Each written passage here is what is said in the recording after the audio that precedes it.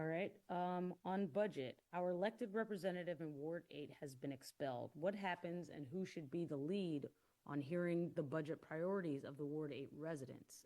Follow up, how are you going to assure us that at-large council members will press as hard as any Ward 8 rep would? Well, I'm hesitating because the advocacy from the Ward 8 member um, was not as great as the person who wrote the question implies. I remember that there were some amendments that came at the second reading. There were cuts to capital projects that the mayor was never going to honor. I am not able to force a council member, to force any colleague to do anything. So the part of the question, which is how will I ensure the at-large members will effectively represent Ward 8 residents? That's why we're elected, because that's where the pressure comes. Not from me telling, picking up the phone and calling an at-large colleague and saying, you will do this. I am hopeful that all of the at-large members will step up and just spend more time with Ward 8, given that it doesn't have a Ward 8 member. I'm out in the community all the time, so I hear what Ward 8 residents say, as well as residents of other wards, with regard to services that need more resources or other proposals that we should consider for the budget. And the at-large members should be in the ward as much, and so that they have an opportunity to hear that as well. The constituent services folks working on Ward 8 are reporting to me, and so I will hear as well in that way. Lindsay? Can you commit to getting all of the at-large council members and yourself together for a town hall meeting? I assume for similar advocacy.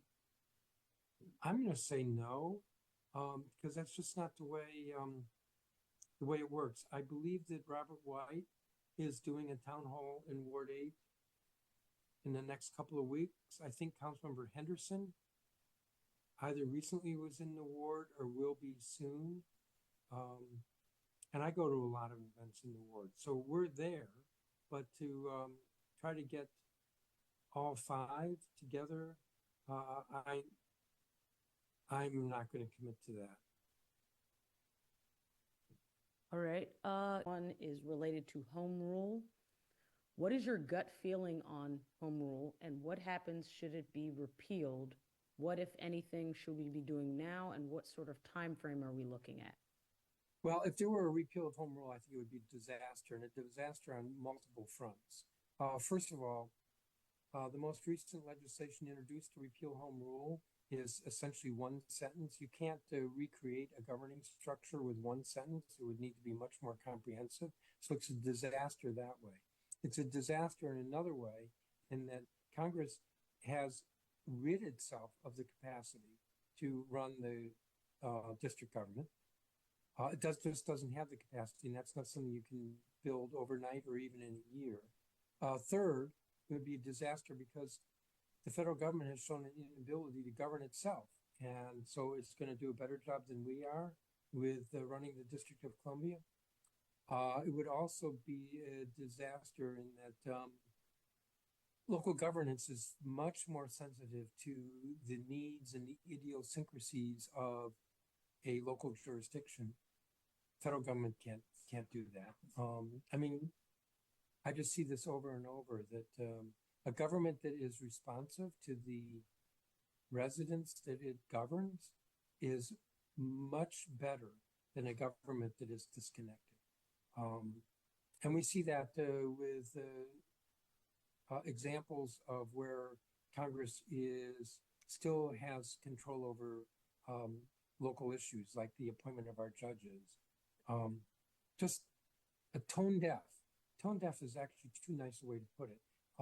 That they're hurting, Congress are hurting public safety, landlord-tenant issues, civil problems, with the inability to appoint the judges. Imagine if they were responsible for our budget and they can't, this is February and they still haven't adopted the federal budget for the current year. And the reason why we're able to operate is because we have budget autonomy. So it would be a disaster if Congress were to actually go forward with eliminating home rule. I think the fact that the legislation has been introduced, that the President of the United States has trash talked the district, that it's a concern. I am at this point not losing sleep like it's about to happen. I am talking to colleagues and others about what we can do to change the narrative regarding the district. So I don't want to dismiss it as, oh, this is something we can all ignore. But at the same time, I want to be clear that we don't need to be raising the anxiety level.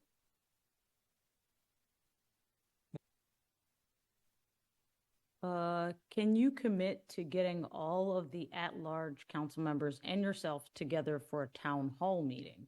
I assume for similar advocacy. I'm going to say no, because that's just not the way it works. I believe that Robert White is doing a town hall in Ward 8 in the next couple of weeks. I think Councilmember Henderson either recently was in the ward or will be soon. And I go to a lot of events in the ward. So we're there, but to try to get all 5 together, I'm not going to commit to that. All right.